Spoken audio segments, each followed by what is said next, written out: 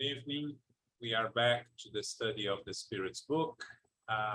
We have one question left on which is question 584 on chapter 10, which is the Spirit's missions and occupations, or occupations and missions of the Spirit.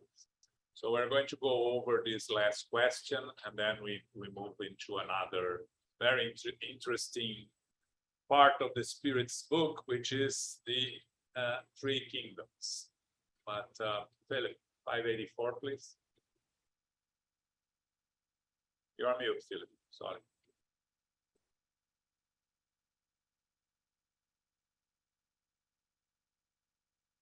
Okay, still on mute. Now we lost your camera host. Okay.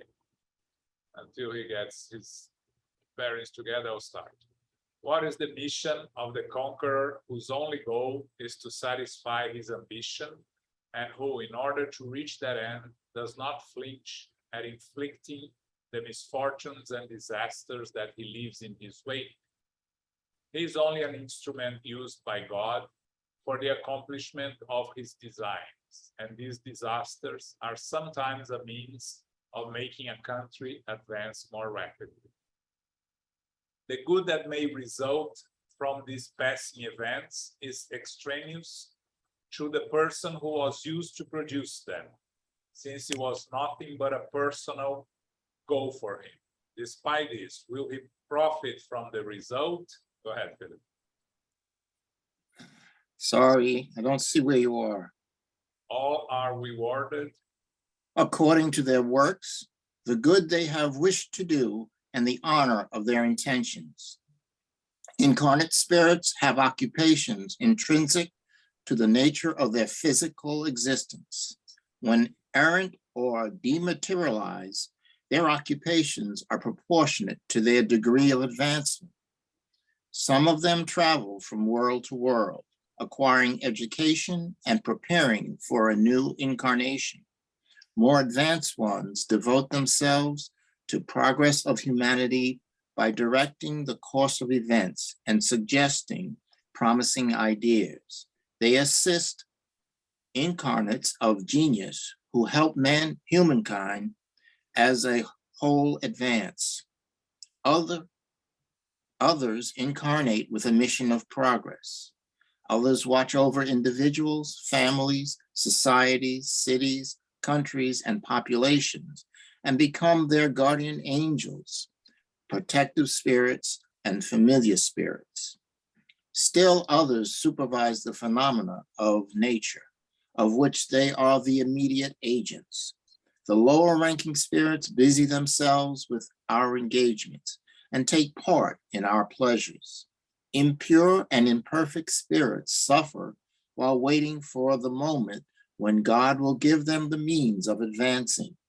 If they cause harm to others, it is out of spite of the happiness that they are not yet able to enjoy. So just Kardec here, this last part is the comments by Kardec, and he kind of made talks about the whole chapter, dividing the different types of spirits and incarnate spirits and discarnate spirits and their occupations and missions. So he moves away a little bit from the question, which is the question is about those that cause destruction to satisfy their ambition, and what happens to them. We have to remember that in Spiritism, we say that mission is always a positive action to the benefit of others. Something to benefit yourself is not a mission. It may be important for your own progress, but it's not a mission. A mission always has to be to help and assist others, right? So a conqueror whose only target is to destroy and cause harm to others is not on a mission. He may even think he's in a mission, but he's not. But it can be, as the spirits say, an instrument of God. Remember what Jesus said, right? how was the phrase that there must be pain, but woe of those who cause the pain, right? That cause calamity. Yeah, but woe to whom that cause the calamity. So there are things that have, for the world to progress, things happen, and sometimes they, let's say, conquerors here are the instrument used by God for the accomplishment of the designs that are necessary, like natural disasters may also be a way of Earth to evolving.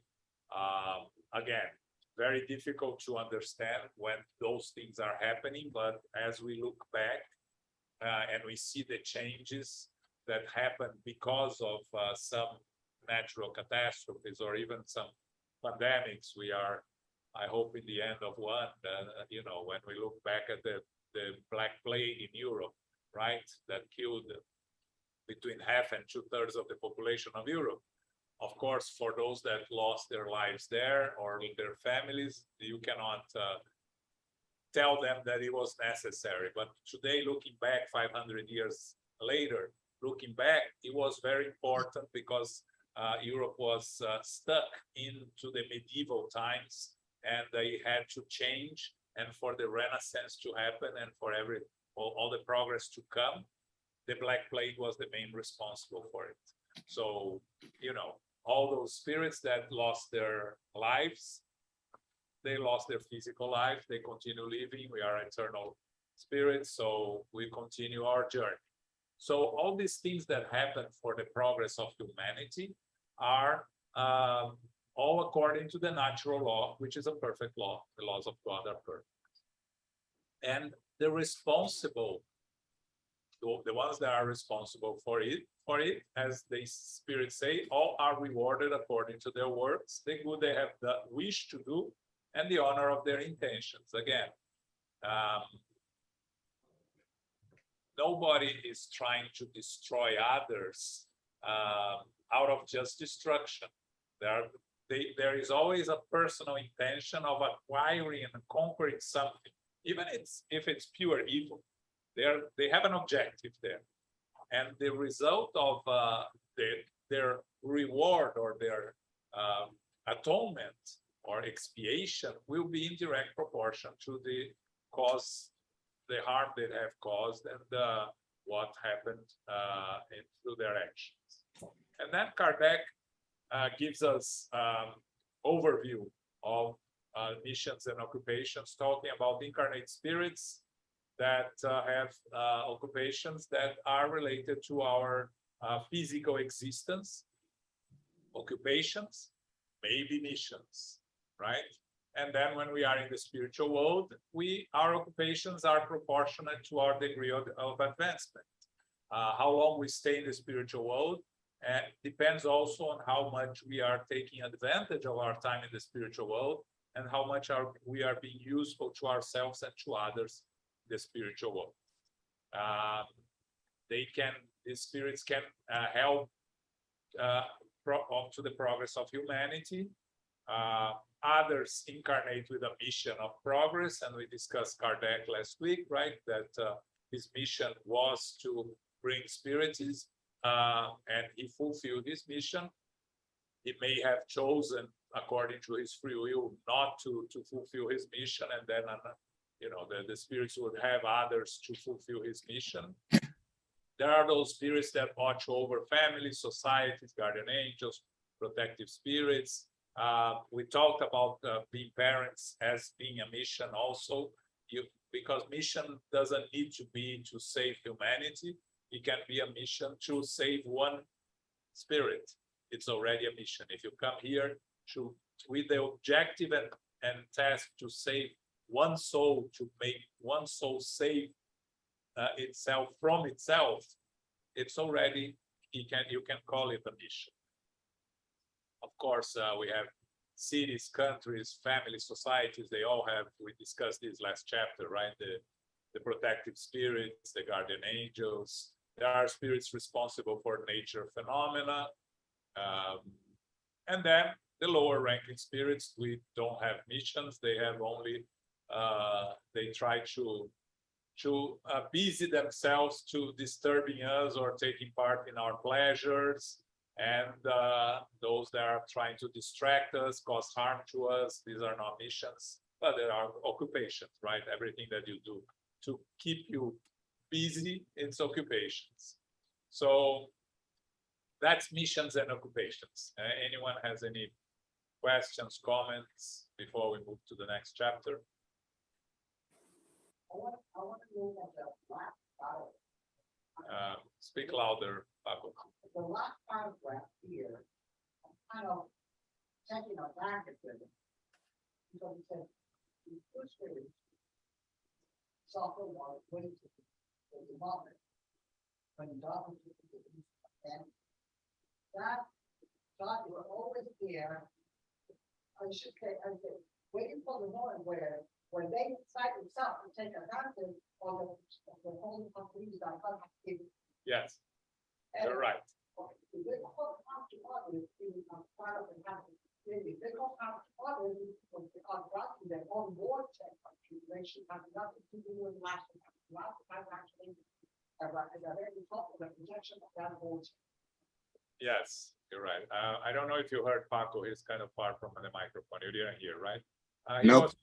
He was questioning the phrase here: impure and perfect spirits suffer while waiting for the moment when God will give them the means of advancing. And he was saying that actually they are waiting for the moment when they recognize, according to the natural law, their need to improvement, their need to progress. And while they don't recognize that, they will suffer, because suffer is a consequence of our deviations from the natural law. And when it causes harm to others is when they are still looking for They're launching out because of the whole convention they're projecting. their own selfish. They cause yes. We always talk that misery loves company, right? So they want others to be as suffering as they are and as in pain as they are. Okay.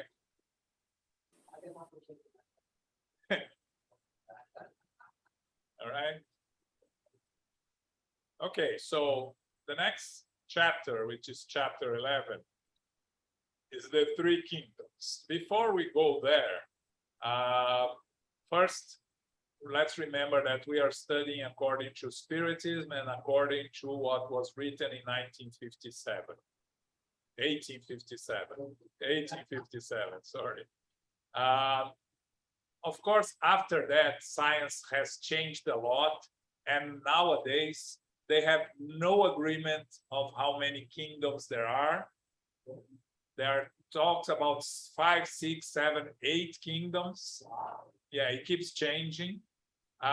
One thing that science moved away is to consider mineral a kingdom, right? They divide, the kingdoms are all the kingdoms that have life in it. The 8, 7, 6, or 5 kingdoms are kingdoms that start with the plants and bacteria and all these divisions. And the more they research and find more advances, they keep changing this. But for our purposes and for our understanding of Spiritism, we don't need to move away from this concept of the three kingdoms as explained by Kardec, because, and you see on the first question, this is a definition that science had. Even at that time of Kardec, there was already controversy in the three kingdoms, and there were already discussions.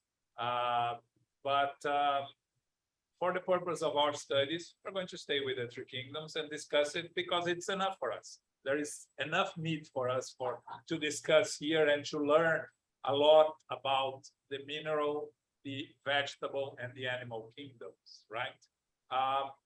We could add the human kingdom, and actually, Emmanuel, in the book, The Consoler, before we start reading, I'm going to, on question 79, this book is actually being translated and it's going to be published to the end of the year. It's a very good book of questions asked to Emmanuel and answered. It was end of the 1930s, beginning of the 1940s. So on question 79, when they asked Emmanuel about the kingdoms, he answers that the characteristics of each kingdom, that's very important. Mineral is attraction. Vegetable is sensation. Animal is instinct. Human is reason. Angel is divinity. Okay, so the last, you have the human kingdom and then angelic kingdom of the perfect spirits. So, but then he said, let us try to recognize the infinity of ties that unite us in the gradual evolutionary process. And let us build within ourselves the eternal sanctuary of universal fraternity. Meaning, they're all connected. It is important for us to understand the infinity of ties that unite us in the gradual evolutionary process, going through all the kingdoms. We start in the mineral, where we learn attraction. We, as a spiritual principle, not an individual spirit. The spiritual principle starts in the mineral kingdom, goes to the vegetable kingdom, where he learns sensations, which is the plant feels, right? It starts to we will see more here when we study. And then when in the animal phase, we start with instinct, and then we acquire reason and free will when we start the human phase. But we'll go back to all of this in the Q&A, in the questions and answers that we're going to start. So, Philip, go ahead. 585. What do you think of splitting the natural world into 3 kingdoms, or even 2 classes of inorganic and organic beings? Some add the human species as a 4th class. Which of these divisions is preferable? They are all sound, depending upon your point of view. From a material perspective, they are all inorganic or organic beings, while from the moral perspective, there are 4 levels. Clear features distinguish these 4 levels, although their extremes seem to blend into each other. Inert matter makes up the mineral kingdom, possesses the mechanical force only. Plant made up of inert matter are endowed with life. Animals made up of inert matter as well as endowed with life and have a limited instinctive intelligence that gives them the consciousness of their existence and individuality. Lastly, human beings possessing all that is found in plants and animals are above all the other classes due to unlimited superior intelligence that makes them aware of their future, the perception of things that are beyond the physical realm, and the knowledge of God. Okay. So you see here, right, the question by Kardec, he already addresses what was the discussion at that time. And he talks about 2 classes of inorganic and organic beings. And then the Spirit says, from a material perspective, there are only inorganic and organic beings. So science nowadays removed inorganic beings from the classification of kingdoms, and they classify the kingdoms only according to organic beings, because inorganic are just 1 class. So they decided to move away from it. But for our understanding of our spiritual evolution, starting from spiritual principle until reaching perfection, the angelic state, we start in the mineral kingdom. So for us, we have to consider the mineral kingdom, as it says here, that possesses mechanical force only. So the attraction, how a rock stays together is the law of attraction that starts in the mineral kingdom, right? The Spirit talks to us that from a moral perspective, there are 4 levels, which is the human beings being the fourth level. So they separate between animals and human beings, right? But in the animal kingdom, if you go to science today, you cannot compare a bacteria to a dog. They are completely different things, right? So it makes sense that the science today classify them completely separately, and they keep discovering things and adding and subtracting. They had 8, they reduced to 7. The last I read apparently is 5. They went back to 5 different classes now, but this keeps changing. But for us here, what matters really is that the mineral kingdom that possesses mechanical force, plants that are made of inert matter but have life already, right? Then animals that are made of inert matter but also have life and also have an instinctive intelligence. And we're going to get back there. They have instinct, but also some animals have some rudimentary intelligence. You can teach a dog to do things, right? So this is rudimentary intelligence. They have their instinct. The instinct predominates. And then we, when we become humans in individual spirits, we start to develop our free will and start to develop our intelligence. We become aware of ourselves and the knowledge of God or the knowledge of the spiritual world is something that only the individual spirits have, right? Not animals, those in the animal kingdom. Okay. Okay. Any questions here? I think the important thing is to remember is this is not a biology class. You're not interested in teach biology or that. So those are going to come up. What about the protozoa, the eukaryotes, whatever name you come in? So you're going to be into the order. They're going to fall into one of those kingdoms that biology is today. But important things that we, as a spirit, in our pre-spiritual stage or intelligent principle, we underwent experiences in all of those different kingdoms to eventually come to the level of having enough to become an individualized intelligent principle, become a spirit level. So we went through experience on those lower, if you want to call such, levels of existence. We are not, never been a rock. We've never been a bacteria. We've never been a virus. But you underwent experiences with those things and acquire the ability of the literal to have an attraction and repulsion.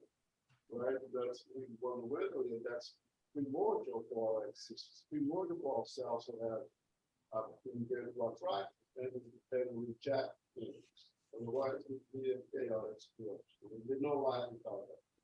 You have to conquer that before life starts. And then we go the period between what is considered organic and what's considered organic. There are things in between those. We go to experience on those until you mature on that and go to the next level, have experiences with organic things, whatever those things may be, bacteria, fungi, whatever. We were never a fungus. We were never a mouse. But we went to experiences in those kingdoms or in those living things. Yeah. Did you hear what Elmo said there? Mostly. Most, yeah. Okay. Did you? Anyone missed anything? No. Question. Paco has a question. So that means that we do not do those two spirit. We are still those people as an intelligent. Yeah, Paco asked, we don't experience those kingdoms as a spirit. We experience those kingdoms as a spiritual principle, and that's important. What Elmo said here is very important. We were never a fungi, an algae, a rock, a fish. We went through the experience, learning and evolving through that experience, building what would become an individual spirit. And I know it's complex, right, to understand that and even to make sense of it. But what we have to try to accept until we have a better explanation is that according to Spiritism, we were never an animal. We went through the animal phase, learning what was needed as a principle. According to Spiritism, when we reach the mammal phase, it's when a dog is already an individual spiritual principle. A cat is already an individual spiritual principle. I was actually talking to Elmo before we started here that researching for this class, I found out that they say, Emmanuel and also in the Spiritist Review, that there are 6 types of animals that are as close, their last phase of the animals, as close as the more evolved animals, right? Which are the cats, the dogs, the horses, the elephants, the monkeys, of course, the primates, and the mule. Yes. Mule?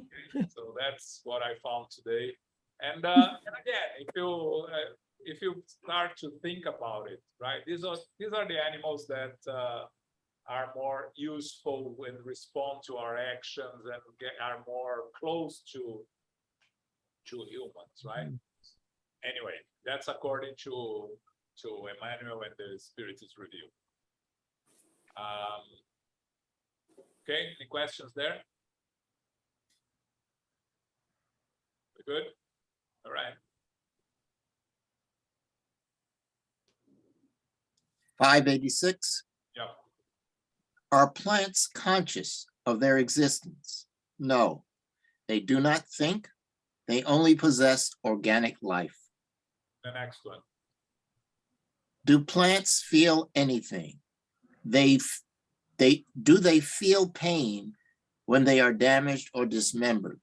Plants receive the physical impressions that act upon matter, but they have no perceptions. Without perceptions, they do not feel pain. Okay, so talking about plants, they are not aware of their existence. They don't have, the animals already have an instinctive intelligence. So the animals are aware that they exist. They act on their own, well, the animals more evolved. Again, the process is an evolutionary process. So a fungi or a bacteria is not aware of its existence because it's closer to the plants than to a dog, right? But plants don't. They are not conscious of their existence. They have organic life, right? So they are learning the part of sensation, right? They receive physical impressions that act upon matter, but they have no perception, so they feel no pain according to the spirits. There are studies nowadays that they found some plants that have reactions to that they think it may be pain, but it's controversial, and I would like to stay here with what the spirits told us 150 years ago, that plants they don't feel pain. There are sensations, but not pain. Okay. Okay. 588. We have to imagine there is a transport period. We have to imagine there is a transport period for everything, right? You cannot go from not having pain to have pain absolutely. So have to be an evolutionary pathway that goes from absolutely no pain to absolutely pain. So in that transplant period, science will discover some more evolved plants, so to say, that already shows some kind of sensibility. We will imagine those that are in transition from absolutely no to an absolutely yes. Has to be something in between, right? That's how evolution happens. Yeah, and actually the next question is going to, actually in a couple of questions, going to talk about the plants that eat insects, right? So it's the last stages of the vegetable kingdom already moving into the animal kingdom, but this is in a couple of questions. Okay? Yeah. Is the force that attracts plants to each other independent of their will? Yes, because they do not think. It is a mechanical force of matter acting on matter, which they cannot resist. So the plants act mechanically, right? Everything that happens to plants, when the plant looks for the sun, it's not a conscious decision, it's mechanical. They are built like that, right? To look for nutrients in the soil, to look for sun to grow or to move away from the sun. So everything is mechanical, which is important here when we're going to study. We humans have mechanical functions in our body, and Elmo is going to talk more about this later. Now, do we make a distinction here between instinctual and mechanical? Yes. Yes? Yes, instinctive. It's and we are going to talk about this in the next question, but there is a difference between instinctive and mechanical. Instinctual and mechanical. Mechanical, yeah. Okay. 589. Yeah.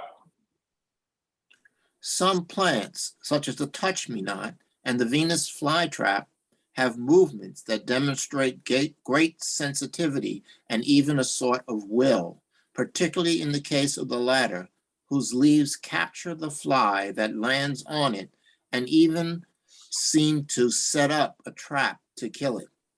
Are these plants endowed with the faculty of thought? Do they have a will, and do they form any intermediate class between the vegetable and animal kingdoms? Are they transition points from the one to the other? Everything in nature is in transition due to the very fact that everything is different and connected. Plants do not think and therefore have no will. From the oyster that opens its shell to all the zoophytes, they only have a blind natural instinct and do not think. The human body provides us with examples of similar movements that take place without any participation of the will, such as the digestive and circulatory systems.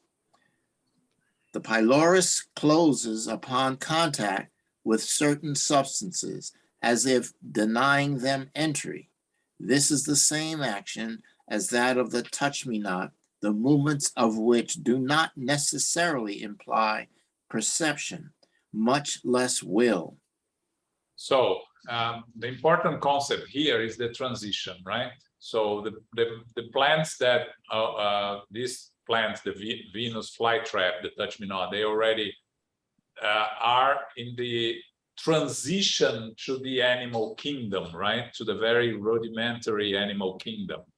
But it's not thinking again. It's natural mechanical forces that do it.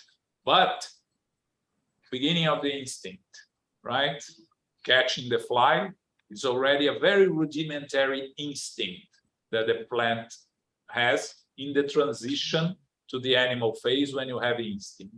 And Elmo can explain better the difference between the mechanical functions of the physical body in us humans and the instinctive actions of the human, we humans.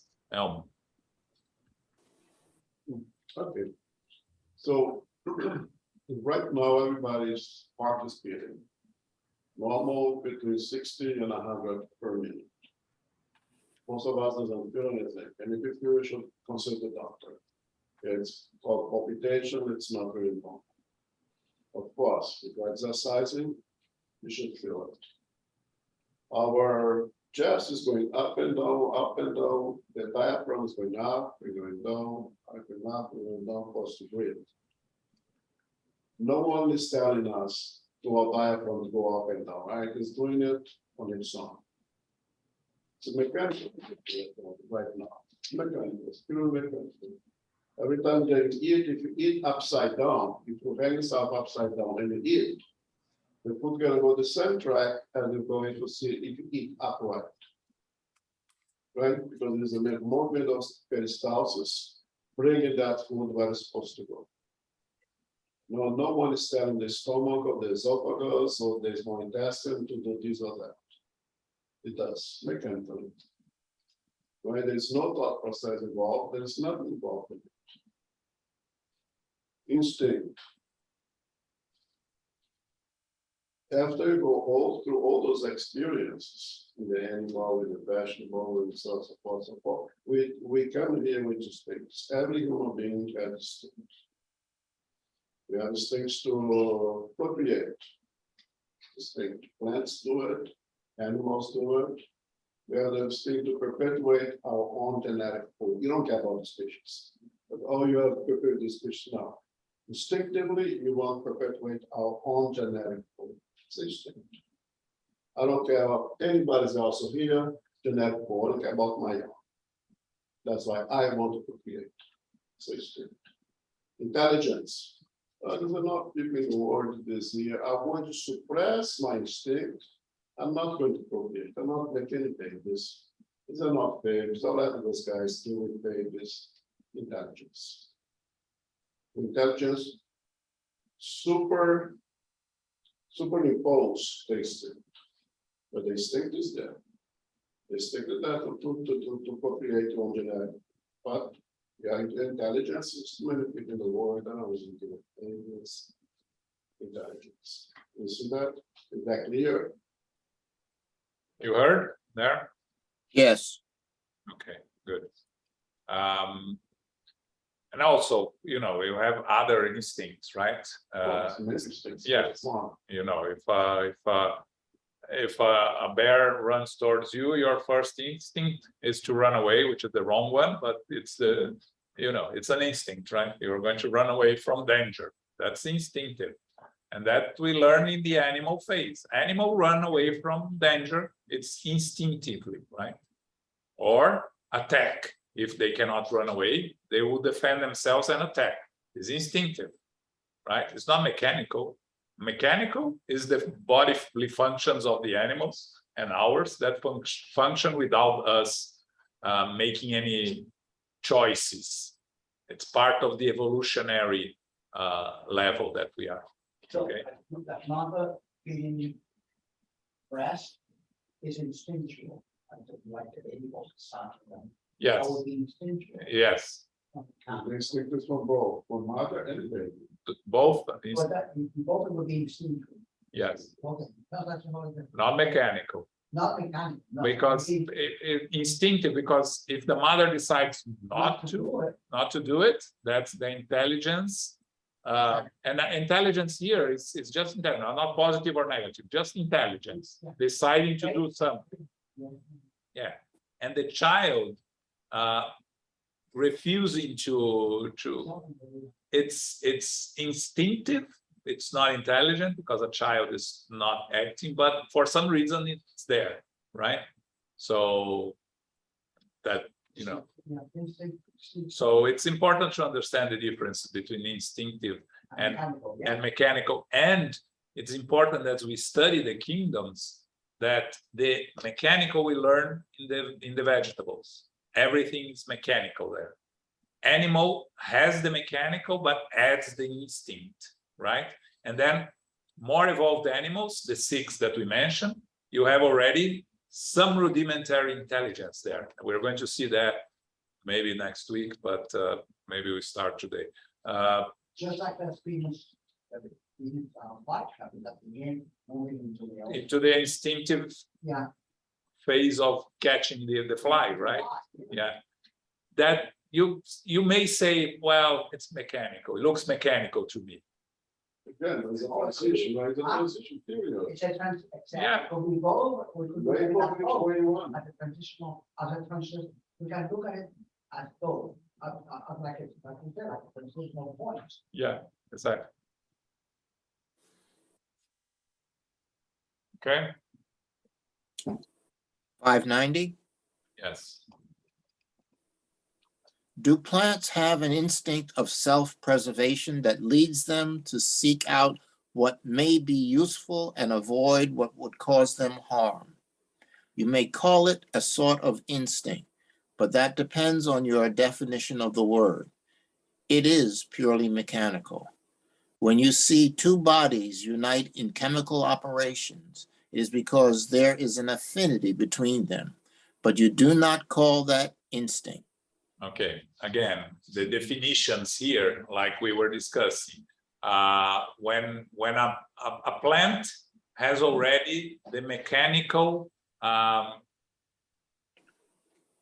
desires of self-preservation. It's not desire because a plant has no desire, but They're built in. they're built in. The self-preservation is built in. And we would tend to call it instinct of self-preservation, like Kardec calls in the question. And the spirits are very clear. You may call it sort of instinct, but it depends on your definition because it's purely mechanical. Okay, the self-preservation in plants is built in. It's mechanical. Again, for us to understand the process and makes us make sense of the evolutionary process of our evolution, we need to separate the words to make it easier for us to understand. But again, these are words, and words have their limitations or more than one meaning, as we were discussing before with Verissimo, you know, the meaning of words, right? Terminology. Yeah, terminology. We're discussing guilty, right? Yeah. So, okay. 591. In higher worlds, are the plants of a more perfect nature like all other beings? Everything in those worlds is more perfect, but plants are always plants, animals are always animals, and human beings are always human beings. Again, a very good question, very good answer, very clear from the spirits, right? The more evolved we are, the more perfect things are. So everything is more perfect in more perfect worlds. But again, a plant will always be plant because they are evolving there, still going through the same process that we go here, right? So a plant in a more evolved world will be a more evolved plant, more perfect plant, but still a plant. And humans, more evolved humans, and animals, always animals. And we are going to talk about animals now, starting now, so we can go deeper. So this is for plants, okay? Any questions, more questions regarding plants, because now we're going to move into animals and humans. Good. Okay. You know, we read this book, how many times have we read this book? 5 or 6, Pato? I don't know, because I didn't hear from, you know, I don't know when I came here, but, and every time I do read it, it's like, I think it's like you're reading something new, like something is coming up. There was something between the lines. When you watch, I wrote it on the ones in reading like an author. There's no failure to, Because you are building blocks, right? Yeah. Building knowledge, like Elmo likes to say, right? In knowledge, you always build, put more things on top of what's already there, right? So every time you come back to here, you find some more definitions that you didn't call your attention. Yeah. a little bit more clarity, I remember I remember in the beginning having a lot of trouble studying this chapter because it's a difficult chapter. But nowadays I'm more comfortable discussing it nowadays than I was. Yeah, exactly. I'm sure you have explained that many times. And this is to me not just by the method. Yeah. How long does it take to go through like a year to a month? There's no more. We took 15 months? 3 years more or less. For 3 years? Really? Yeah. I can, because now we have everything online. I can tell you when we started this book. I'll have to check, but I'll tell you when we started. We started. It was like, I don't know, like most like 15 months. No, we started this book probably 1.5 years ago, or I don't know, 1.5 was the beginning of the pandemic, right? So maybe 1 year ago, and we are not even in the middle of it. So. At one point, they'll have more people in the class and have more questions. Question. So maybe we'll go to 3 questions in one day, but we have no, we just, the goal is so everybody legally understand a little bit more. So if you do 1 question in a day and everybody can be a little better, including ourselves, of course. It's a profitable day. So we don't have no hurry to complete anything. And so, no, I was just curious. So in the beginning, when I have more people in the classroom, it take like 3.5 years easily because Yes, we have like before, that some days you had like 20 people. And Yeah. each one has 1 question, and some people get more, please get the order. Mix and match. Okay, thanks. All right. So animal and humans, let's start. If we compare human beings with animals in terms of intelligence, it seems difficult to draw a line between them. Some animals are notoriously superior to some humans. Is it possible to establish such a line precisely? Your philosophers are far from reaching a consensus with regard to this point. Some say that humans are animals, while others are similarly positive that the animal is a human. They are all wrong. Humans are distinct beings who sometimes drop very low or who may raise themselves up very high. With regard to their physical nature, humans are like animals. However, they are more poorly equipped than many of them because humans must create inventions using their intelligence for their needs and survival. Their bodies are subject to destruction like that of animals, but their spirits have a destiny that they alone can understand because they alone are completely free. Poor human beings who degrade themselves below beasts. Do you not know how to distinguish yourselves from them? Recognize the superiority of humans by their knowledge of the existence of God. Okay, so here the spirits are saying clearly, Kardec asks if animals are notoriously superior to some humans. I don't know in what sense Kardec was trying to ask here, in terms of animals not being mean or not being evil, and humans are, some of them are evil. But the spirits, the answer here is very clear. They are all wrong.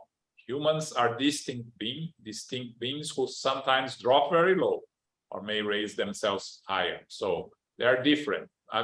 Again, according to our physical nature, we're very similar to animals, right? And it's the study of the DNA, right, proved that we are 99% equal to the rats, right? Of the DNA, I think.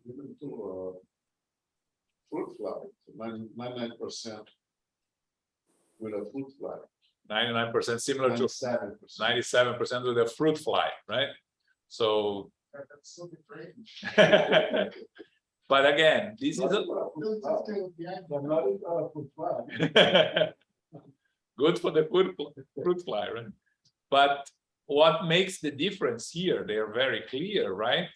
The knowledge of the existence, the self-awareness of their own existence, the reason, and the knowledge of the existence or the denial of the existence of God.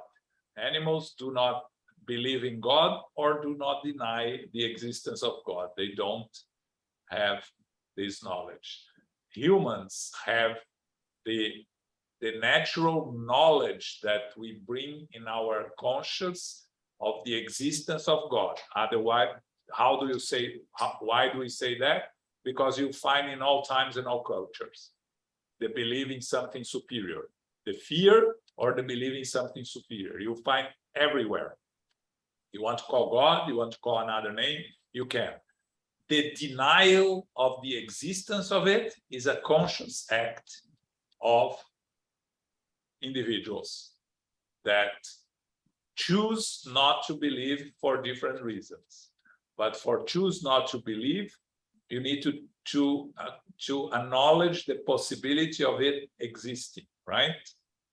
You're not going to deny something that you don't even consider existing, right? So that's what makes us different from the animals. The animal is not questioning if God exists or doesn't exist. The animals are not even aware, right? Because it's all instinct and intelligence that we are going to go a little bit more in next week. The intelligence of the animals can apply individually to an animal, but it doesn't carry for the future, right? So you have to teach a dog. You teach a dog everything the dog learns. The dog can even teach some of their own forgot the word. Tricks? No, their own creations. Oh, God's creation, so The the offspring. offsprings. Sorry, the offsprings.